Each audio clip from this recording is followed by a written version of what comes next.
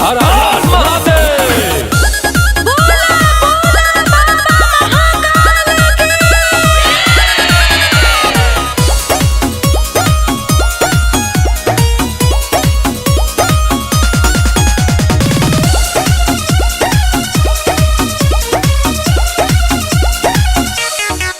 जब से सावन चढ़ा है जानू दिखते नहीं, कोई कॉल नहीं मैसेज भी लिखते नहीं।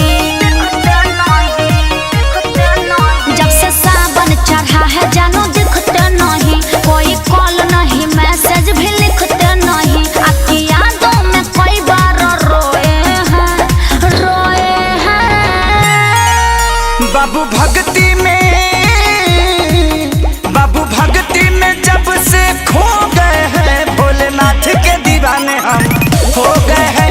बाबू भक्ति में जब से खो गए हैं, भोलेनाथ के दीवाने हम हो गए हैं।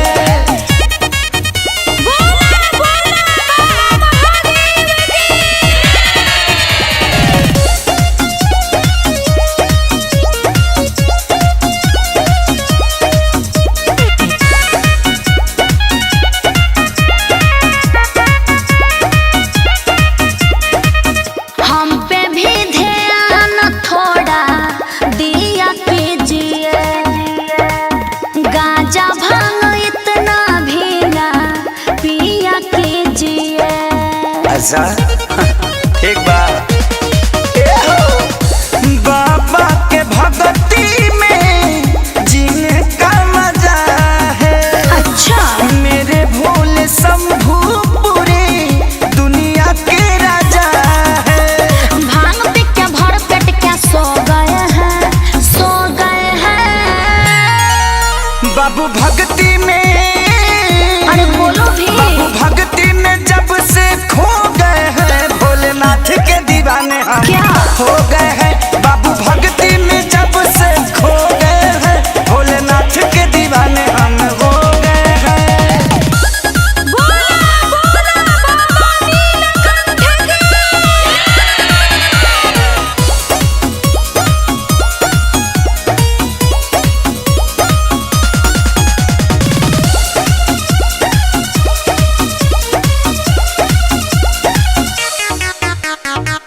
हमको तो आता नहीं है पूजा पाठ करना, हमें भी सिखाइए ना तो देंगे यही धरना।